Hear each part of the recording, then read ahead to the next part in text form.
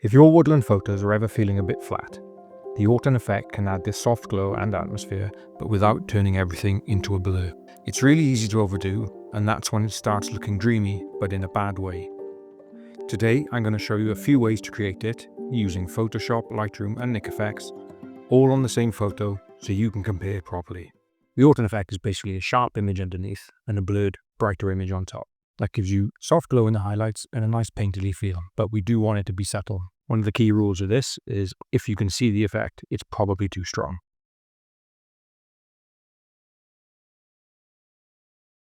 Because in method one, this is classic Orton method basically in Photoshop. So the first thing we're going to do with this photo is duplicate our layer with Ctrl J. The next thing we're going to do is go up to Filter, Blur, Gaussian Blur, and apply our radius. Now I choose the megapixels of my camera, which is 50 on the D850, so press OK there. The next thing to do is set the blend mode to screen. Drop it to around 25%, 20 to 25%, you decide which. And then what I like to add as well then is a nice curves layer. Nice and strong. But only effect by pressing Alt and clicking between the two layers, the blurred layer underneath. Now if you put those two things, press Shift and into a folder, we can turn it on and off and you can see the effect on the screen there. So if we zoom in to the highlighted areas up here, he's looking nice. Not too blown out or anything, not blurry.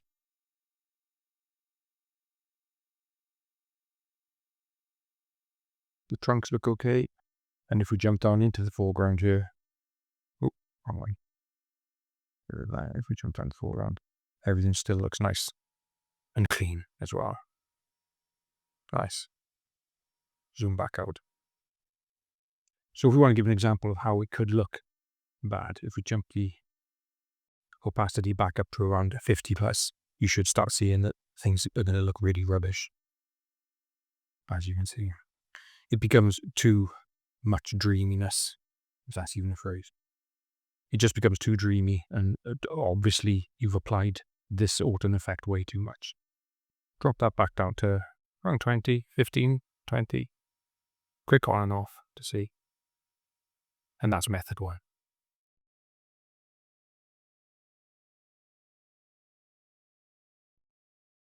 So with method two, we're going to be adding a bit of control to the Orton effect as well. So we're going to have two layers. So on your background layer, press Ctrl J twice. Label the top layer blur. And the middle layer, and name the middle layer detail.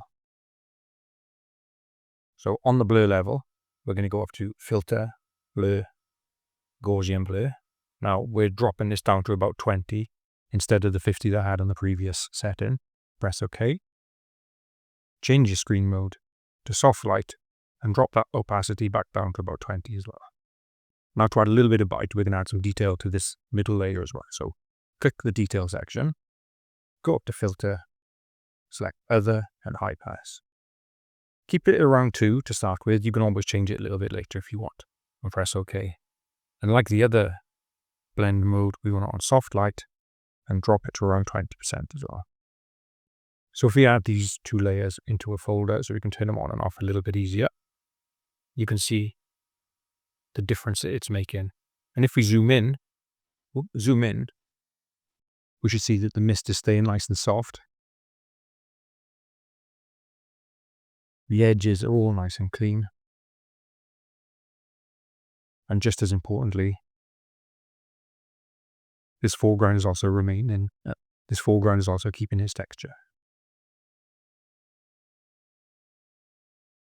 You can go in and alter these as you see fit as well. We could possibly go a little bit higher on the blur. So we go to 30, maybe. It's adding a much more mysterious glow. But if you look at the details in those trees, they really are staying quite nice as well. I like that.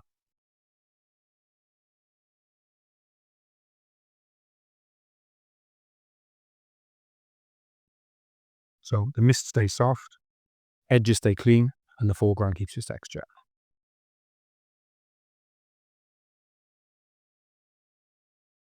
So method 3 is more of a Lightroom global Orton-style. So it's not your traditional Orton sort of effect, but it is in Lightroom a fast way to get a very similar atmosphere. So like I said, it is global. So drop our textures down to about -20. Same with clarity, drop that around -15, -20. You can fiddle with it afterwards if you want. I'm going to drop our dehaze to around -10. As you can see, that has a big impact already. We might go to -8. Oop, 8, not 89. Boost our highlights to about 15. And then we're going to drop our blacks as well to add a bit of depth. So drop them to about -20. Oops, -20, like so. Now, as we can see, it has got that nice Orton-y sort of effect. It is a little bit global, and there's potentially a little bit of crushing going on in some of the scenes. The detail is okay. It's quite sharp. There's a bit of blowout going on in the light up here with the fog. The detail is nice, and the foreground isn't too crushed. Again, a bit more work maybe, but as a global effect, I think that's really not too bad. Fit there, and then if we press Y, I'm going to see the before and after as well. So on the left, it's quite nice. On the right, I think it has added a nice effect, but maybe not my favorite.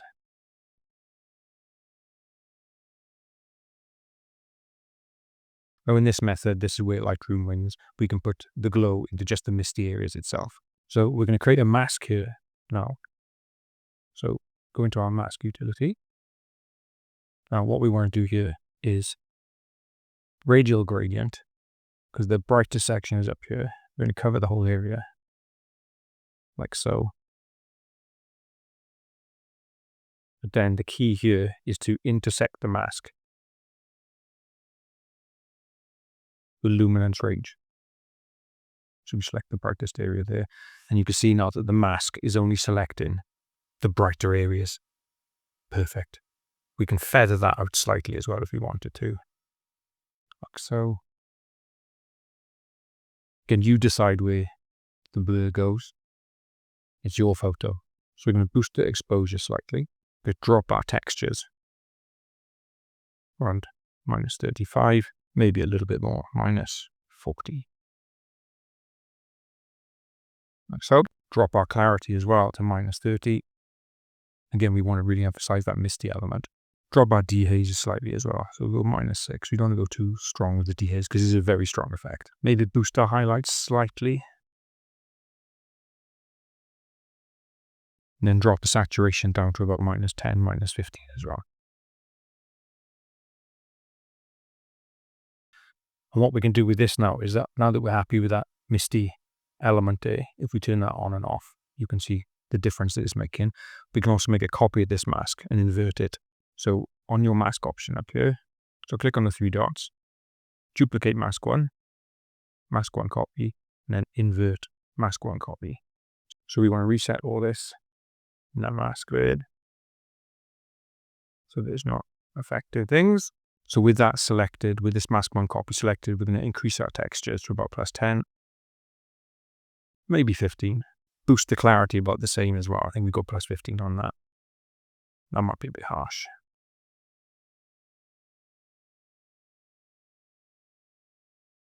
And slightly increase the dehaze as well, so that we can do the opposite effect of what we did earlier. A really, really small amount. Now, if we zoom in up here, you can see that we got quite a bit of crushing going on over here as well. So in our masks, go back to our mist mask, and we can change the amount of all the settings that we've done as well. So we can drop that down. So if we go up too much, you can see got the foreground.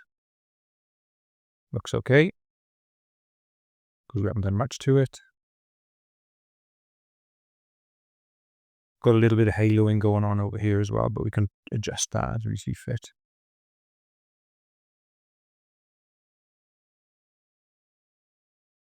Dropping down the effect a bit as well. It was a super bright sky, so that's not too much of a problem. Yeah, just control zoom out. Move on that one. And then you can just turn the masks on and off as well to see what the effect is doing. So we brought a lot of clarity back into the trees around here, and kept the mist going as well.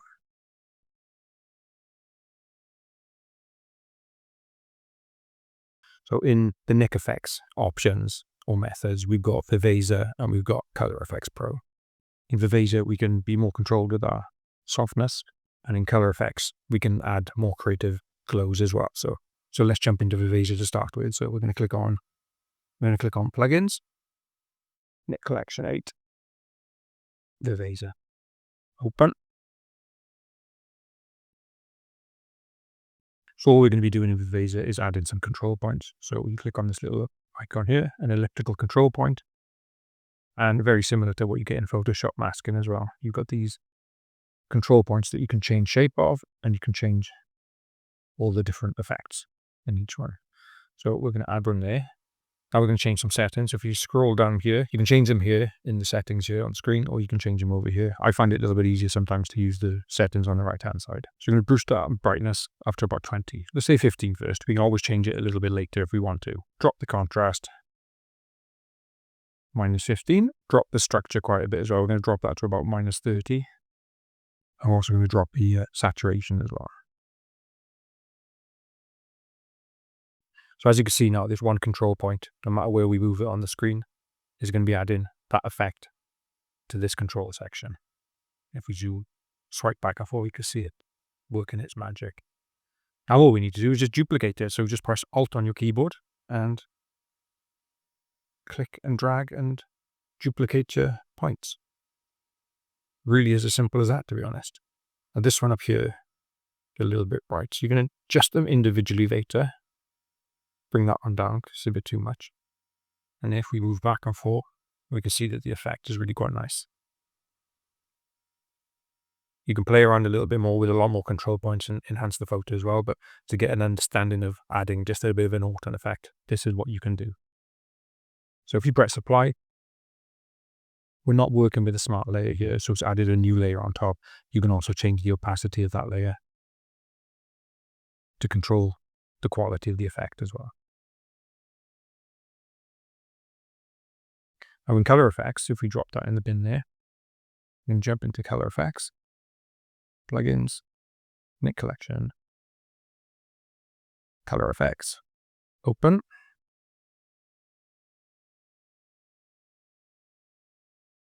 Our color effects has many filters in it, as you probably know, but we've got something like classical soft focus.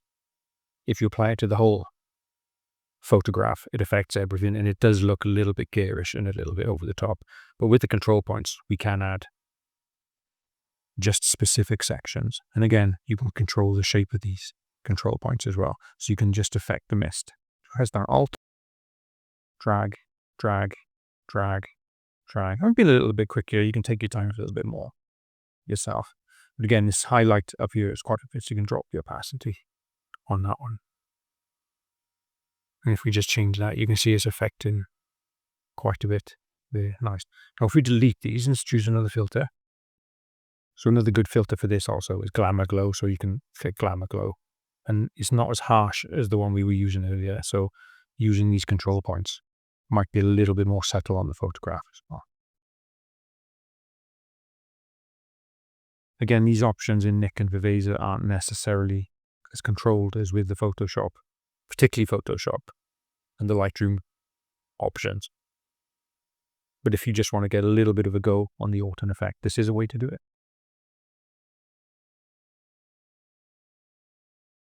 And the beauty of this is that you can also add another filter as well. So you might want to work with detail. So if you add the detail extractor, we don't want it added to the whole thing. So let's minimize our Glamour Glow a minute. We just want it affecting the trees. Shrink it down so it's too big. Add some comments. Yeah. And then just go up that tree. Again, I'm being a little bit quicker. You can tailor it yourself. But you can see how we can layer up quite a few different effects in the same bit of software. I love Nik Color Effects. It really is a fun bit of software. I love it more than Viveza. Again, if we just do that quickly, and you can see it's made quite a difference there. Quite nice. Oh. And again, if we apply our settings, we're currently not using the smart object layer, so it's going to add a layer on top, which again, we can control. the opacity with as well.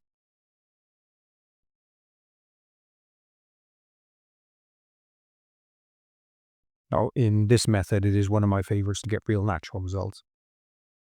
I can force glow into the highlights and keep a lot of the shadows nice and clean and crisp. So starting off in Photoshop, duplicate your layer again with Ctrl-J, and we're going to apply our blur like we did before with filter, blur, Gaussian blur. Now I'm going back up to 50, which is my resolution for my camera, 50 megapixels.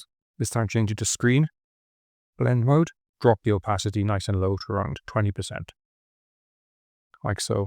So double click the blend layer that we've just made to bring up our options. And as you can see here, we've got this blend of gray section. So with that underlying layer here, we can move our white sliders to the left, and we can control where in the photo the glow is hanging around in the highlights. We can also bring up the black slightly, just to take it out of the shadows a little bit as well. And if we press down on our Alt button, I'll just click on that, we can feather this out as well. Lovely. Just press OK on that, and we can turn that on and off. You can see the difference it's made.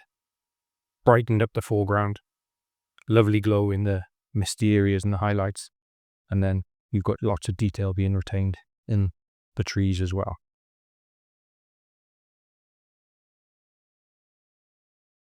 Nice.